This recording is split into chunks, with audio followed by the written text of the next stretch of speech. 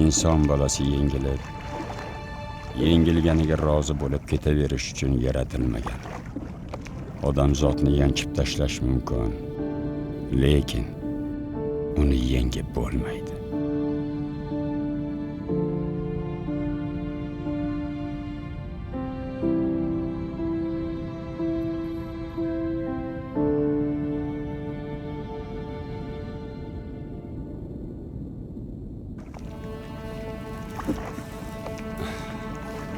Oh Xudoyim, tort.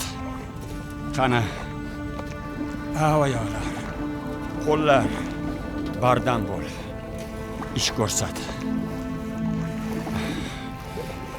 Axir sen hech qachon yuzimni yerga qaratmagansan-ku.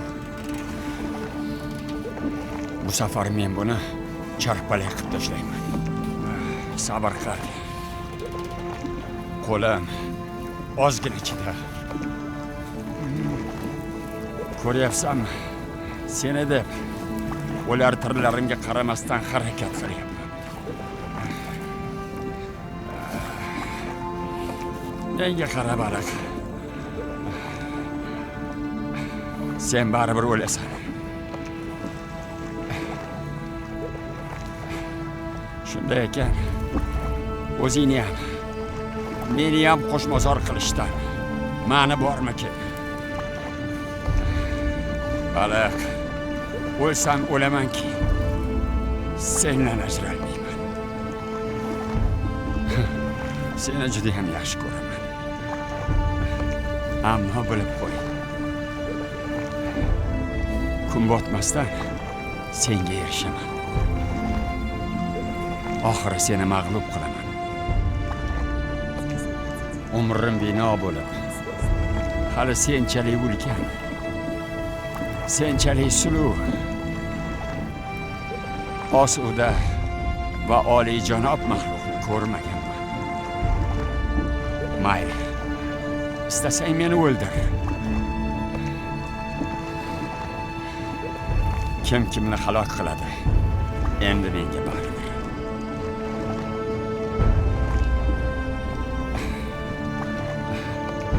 Yana miyang ayniyapti, qariya. O'zing bilasan-ku, boshing ravshan bo'lishi shart. Esingni yig'ib ol. Uqubatli insonlarcha. Yo bo'lmasa, xuddi mana shu baliqchalik yengishga harakat qil. Garchi adolatdan bo'lmasa-da, men odam bolasini nimaga qodir ekanligini, nimalarga dosh berishi mumkinligini ko'rsatib qo'yaman. Men senga inson bolalari naqadar matonatli, naqadar chidamli ekanligini isbotlayman. Isbotlayman.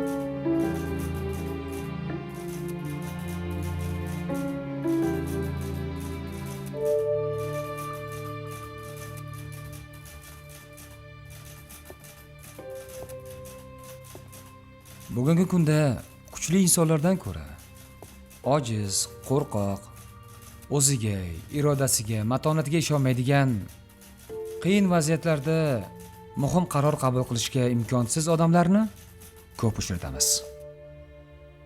Inson har tong yashash hissi bilan uyg'onmog'i, ichidagi ulkan orzu ushalmog'i uchun kurashmog'i, yaxshilik, yaratuvchanlik hissi bilan yashashi shart. Shunda savol turadi. Inson bardoshi nimalarga qodir? Odamzod matonatining chek-chegarasi bormi? Bugun biz siz bilan mutolaa loyihasida inson sabr bardoshi, matonati, kurashish hissi bilan to'yingan, butun dunyoga mashhur Ernest Hemingwayning Chol va dengiz asari haqida fikr yuritamiz.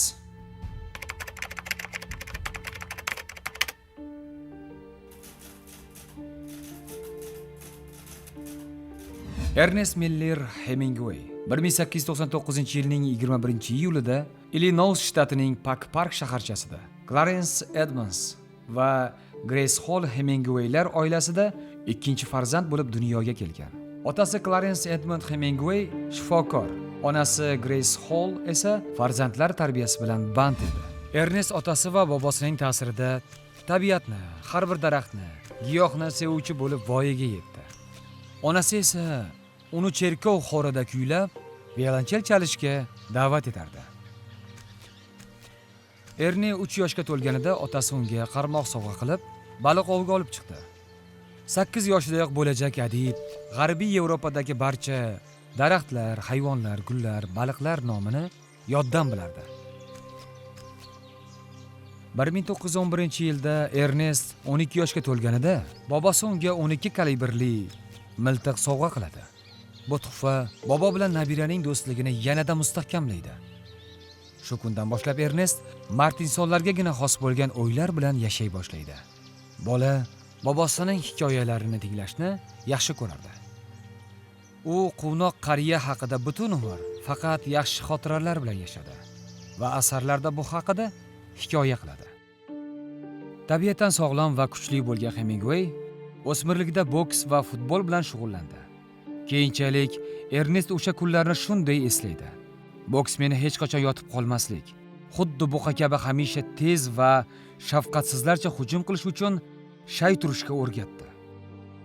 Maktabni tugatgan Ernest ota-onasining talabiga ko'ra universitetga hujjat topshirmadi, balki Kansas Cityga yo'l oldi va The Kansas City Star mahalliy gazetasiga ishga joylashdi. Bu yerda u bosh shifoxona, vokzal va politsiya mahkamasidan iborat shaharning uncha katta bo'lmagan tumandagi voqea hodisalarni yoritishga mas'ul edi. Yosh reportyor qanday hodisa yuz bermasin, yugurib borardi. U o'g'rilar bilan tanishdi. Fohishalar, yollanma qotillar va firibgarlar bilan to'qnash keldi.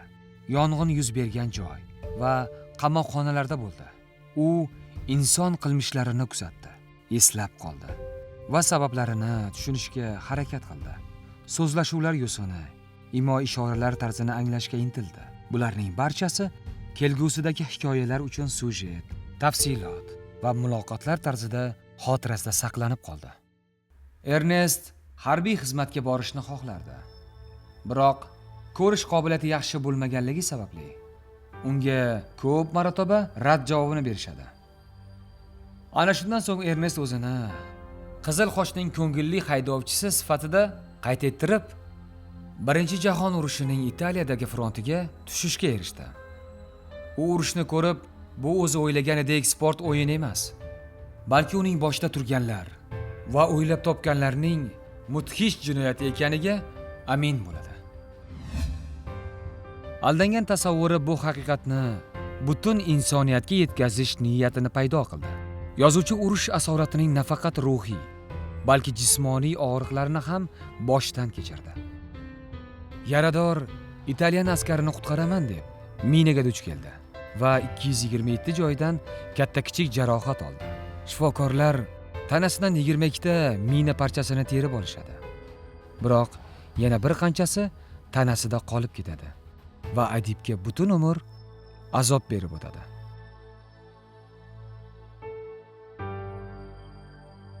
Yozuvchining o'zi keyinchalik shunday so'zlarni bitdi. Men o'sha urushga borganimda ortiq darajada ahmoq edim. Chunki biz sport jamoasi, avstriyaliklar esa musobaqada qatnashuvchi qarshi jamoa deb o'ylagandik. Urush sport o'yinlari emas. U shunchaki dahshatdir.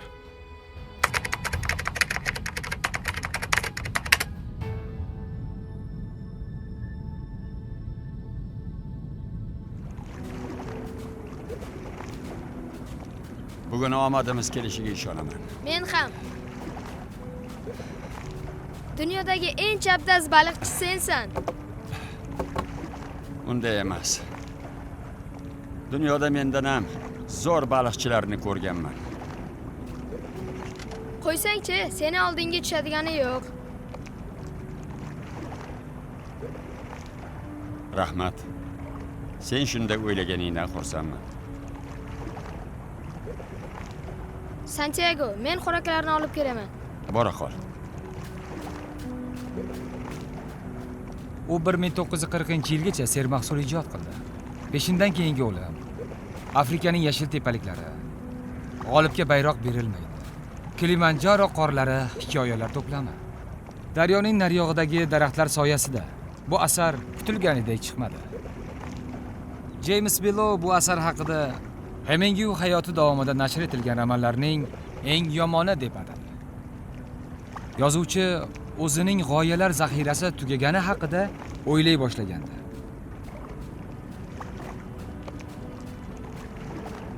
Santiago, men xo'raklarni olib keldim. Bera qol. Ishing o'ngidan kelsin, qara. Seniki ham. Yordam ber.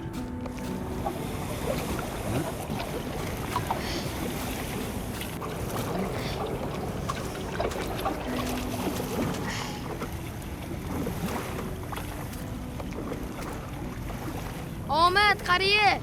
Omon bo'l.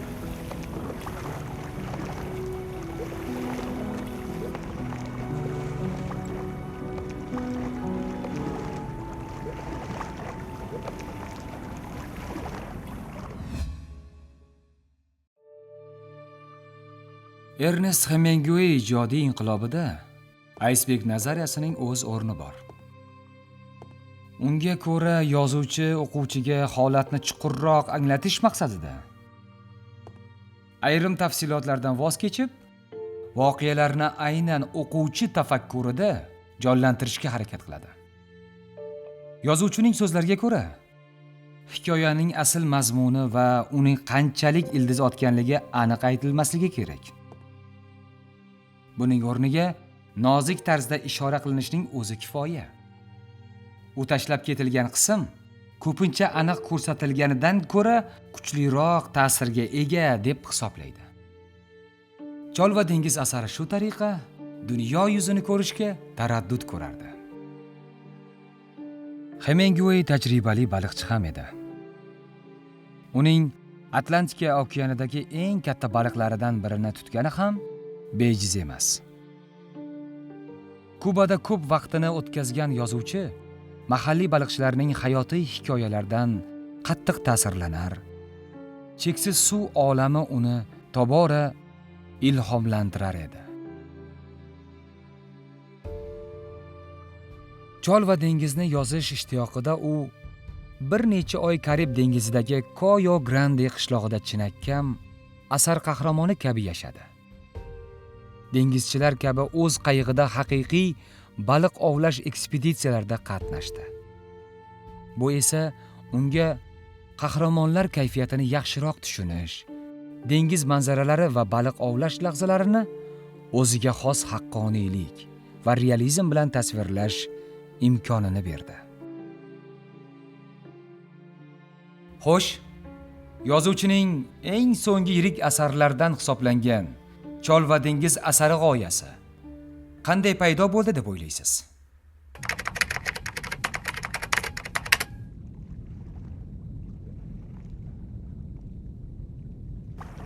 Adibning zamondoshlari turli fikrlarni aytishadi. Bir talqinda baliqchi Hemingwayning hayotdagi do'sti bo'lib, ular bir necha marta birgalikda baliq oviga chiqqani, aynan u keyinchalik Chol va dengiz asaridagi qariya baliqchi Santiagoning prototipi bo'lgani aytiladi. Yana bir variantga ko'ra, Cabanasda bir chol o'z qayig'ida dengizdan ulkan marlinni sudrab chiqqanini ko'rishadi. O'sha cholni sohil bo'yida baliqchilar abgor holda topishadi. Ulkan baliq go'shtini esa akulalar yeb bitirishgan. Qissaning xamir turishi balki shu hikoyaga bog'liqdir. Yana bir ma'lumotga ko'ra, yozuvchi dengiz sayohatlaridan birida suzib yurgan baliqchi qayig'iga ko'zi tushadi. U kema kapitanidan qayiqqa yaqinlashishni iltimos qiladi va unda dahshatli ruhiy holatga tushib qolgan cholga duch keladi. Keksa baliqchiga bir bola ham hamroh edi. Hemingway kun davomida bu maftunkor manzarani maroq bilan kuzatdi. Gapning indallosini aytganda, 1000 yillik ko'mir bo'laklari bir kun kelib olmosga aylanishi ayon bo'lganidek, tushkunlik ichida umid qidirayotgan yozuvchi ham o'z hayotidagi ko'hna ko'mir bo'laklar orasidan yarqiragan olmos bo'lagini topgan edi. Qissani ba'zi tanqidchilar hali hamon ertak masal deb hisoblashadi. Ya'ni kubalik baliqchi chol Santiago qashshoqlikda yashaydi. Boshqa baliqchilar uni omadsiz deb hisoblaydi. Uning dengizdagi ovi 84 kundan beri muvaffaqiyatsizlikka uchrayotgandi. Shu sababli navbatdagi baliq oviga u shogirdi bolakay Manolinsiz yolg'iz o'zi chiqishga ahd qiladi. Bu safar Santiago yirikroq o'lja ushlashga qattiq ahd qilgan. Shu sababli dengizga ichkariroq kirishga urinadi. Buni qarangki, kun yarmidan o'tib, rostdan ham uning qarmog'iga ulkan marlin balig'i ilinadi. Chol baliqni jilovlay olmaydi. Shu kezda baliq va chol o'rtasidagi ayovsiz kurash boshlanadi. Kamiga baliq qoni isiga kelgan akulalar ham qayiqni ta'qib qila boshlaydi. Chol ular bilan ham hisoblashishga majbur bo'ladi. Katta dengiz ichra ojiz qolgan madorsiz Santiago bor matonatini ishga solib, sohilga go'shti yeb ketilgan yirik baliq suyagini sudrab chiqadi. Qissada insonning taqdiriga qarshi kurashi, hayot mazmunini anglash, o'z maqsadlariga, orzulariga, hayotiy e'tiqodlariga doim sadoqat ko'rsatishi shartligi, muhim falsafiy va axloqiy masalalar bosh planga ko'tariladi. Hemingway o'sha kezlari yaxshi chol topib olganimdan baxtiyorman deya sevinar ekan.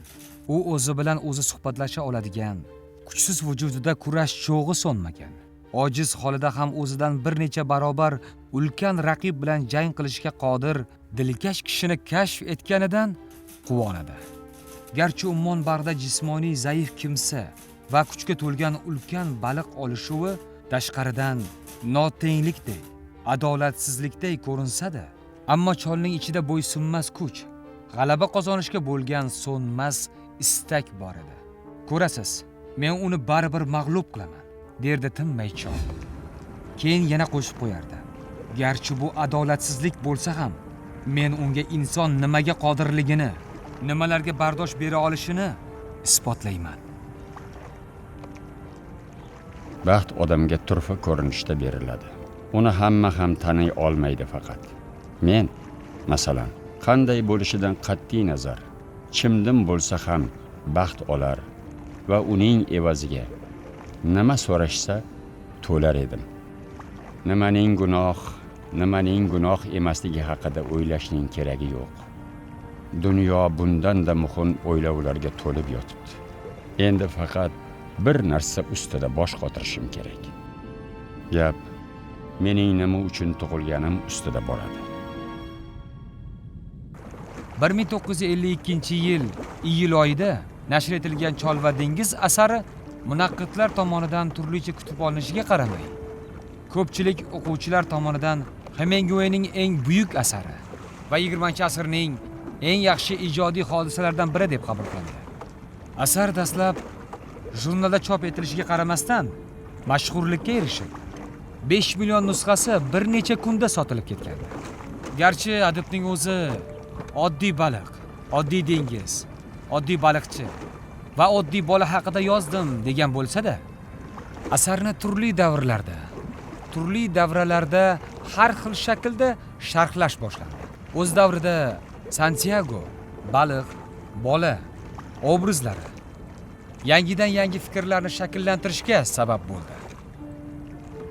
Kitob nashr etilishidan oldin u shunday degan edi: men butun umrim davomida izlagan narsamga nihoyat erishgandekman.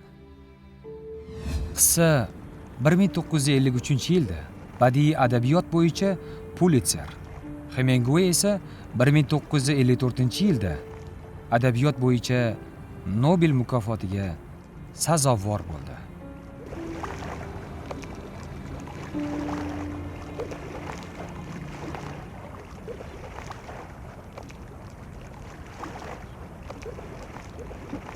Qani endi yonimda bola bo'lsa. Baliq meni shatakka oldi. Aslida qayiqqa bog'lab qo'ysam ham bo'lardi. Ammo bunaqada baliq Xudo ko'rsatmasin uzib qochishi mumkin.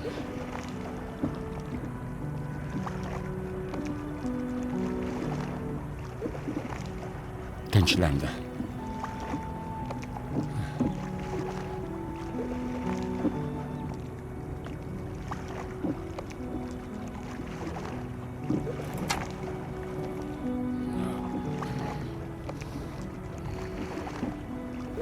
Suv tubiga kirib ketyapti.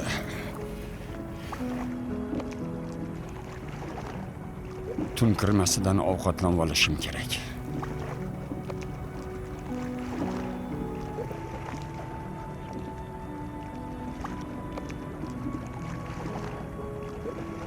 Uning peshonasiga turli tuman tuzoqlar, to'rlar va inson hiyla-nayranglaridan yiroqroqda zimziyo okean tubida yashamoqligi yozilgan edi. Menga esa yolg'iz boshim bilan uni ketidan tushib, hali hech zot yetmagan joydan topish nasib qildi. Endi bo'lsa, har ikkovimiz tushdan beri bir-birimizga bog'lanib qoldik. Na unga, na menga yordam beradigan zot yo'q.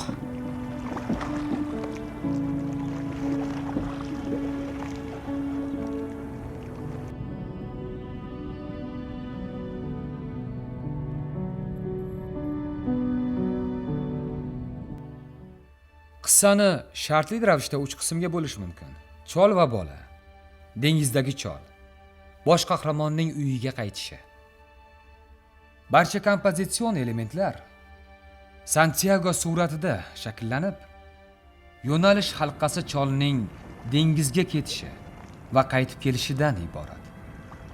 Asarning o'ziga xos go'zalligi shundaki, u bosh qahramonning ichki monologlari va hatto o'zi bilan o'zi bo'lgan dialoglari bilan to'lib toshgan. Bepayon dengiz bu xavf-xatarga to'la hayotdir. Unda omon qolish uchun esa tinimsiz harakat qilish lozim. Haqiqiy omadga erishish uchun esa sohildan biroz uzoqlashish darkor. Marlin balig'i esa cholning bosh maqsadi. Hayotda ham biz maqsadlar ketidan quvib yashaymiz. Ammo endigina muvaffaqiyatga erishganimizda, xuddi akulalar kabi boshqalar ham bizning tayyor o'ljamizga ko'z olaytira boshlaydi. Endi qiyinchilik 2 barobar oshadi. Ham erishilgan natijani qo'lda saqlab qolish, ham uni boshqalar tortib olmaslikka yo'l qo'ymaslik. Ammo dengiz jangsiz taslim bo'lmaydi. Shunday bo'lsa-da chol o'z-o'zini rag'batlantirib turadi. Baliq bo'lish uchun tug'ilganidek, siz ham baliqchi bo'lish uchun tug'ilgansiz. Har kim bu dunyoga nima maqsadda tug'ilganligini ertanglaganida va bu yo'lda kurashganida, bugun bu dunyo boshqacha manzarada ko'z oldimizda namoyon bo'lardi. Yozuvchi Chol va dengiz asarini 51 yoshida 2 oy davomida yozadi. Asarda chol va bola tili orqali beysbol chempioni DiMaggio haqida gap boradi. Bu chempionga chol o'zini ko'p taqqoslaydi. Bu ham bejiz emas. DiMaggio minglab insonlarning qarshisida o'zining nimalarga qodir ekanini isbotlay olgandi. Bizda Santiago esa yolg'iz o'zi. Dengizda atrofida baliqlar va qushlardan boshqa jonzot yo'q. Bu holatda chol o'ziga o'zini isbotlashi kerak. Hayotda eng muhimi ham, eng qiyini ham aslida shudir. Chunki inson o'zining nimalarga qodir ekanini juda yaxshi biladi. Asarda har bir buyum, har bir narsa ramziydir. Dengiz bu hayot, qayiq umr, baliq orzu, akulalar esa dushmanlarimiz. Dengiz qayiqni chayqayotganidek, ba'zan dovul bilan hamla qilsa, ba'zan sokin bo'ladi. Umrimiz davomida hayot bizga turli sinovlar, og'irlik va yengilliklar, xursandchilik va qayg'uliklar beradi. Chol baliqni tutgach, uni asrab qolish uchun jon olib jon berganidek, biz ham yetishgan orzularimizni akula singari dushmanlarimizdan himoya qilishga tirishamiz. Maqsadlarimizga chang soluvchi akulalar esa har doim topiladi. Keksa Santiagoning dengiz bag'ridan sohilgacha tortib kelgan qilich balig'i, garchi u akulalar hamlasida etidan ayrilib, ulkan suyak holida yetib kelgan bo'lsa ham, u iymon ramzi. Chunki iymonni ham insonlarga butunligicha ko'rsatishning imkoni yo'q. Ushbu epizodning yana bir qabatida ulkan marlin balig'i misolida haqiqat gavdalanadi. Baliq go'shtini yeb bitirilishi uni tashqi siyratini xiralashtirar. Ammo jonzotning ulkan suyagi sinmas haqiqatning mohiyatini ko'rsatib turardi. Hemingway ortidan ta'qib qilishlari tufayli chuqur siqilish holatini boshdan kechirdi. Yozuvchi nazarida uning izidan hamma joyda FQB agentlari yurardi. Barcha yerda mitti eshitish moslamalari qo'yilgan. Telefon so'zlashuvlari tinglanadi. Pochtasi o'qiladi. Bankdagi hisob raqami muntazam ravishda tekshiriladi. Hemingway har qanday tasodifiy o'tkinchini josus deb qabul qilishi mumkin edi. 1980-yillarning boshida Hemingwayning arxiv ishi oshkor qilindi va yozuvchi Amerika maxsus xizmatlarining doimiy diqqat e'tiborida bo'lgani va ta'qib qilingani o'z tasdig'ini topdi. Hemingway inson e'tiqodi, iymon, irodasining mashaqqatli hayot sinovlariga bardoshli go'zal chizmalarni yarata oldi. Hayot qanchalik yomonliklarga to'la bo'lmasin, u kurashishga arziydi.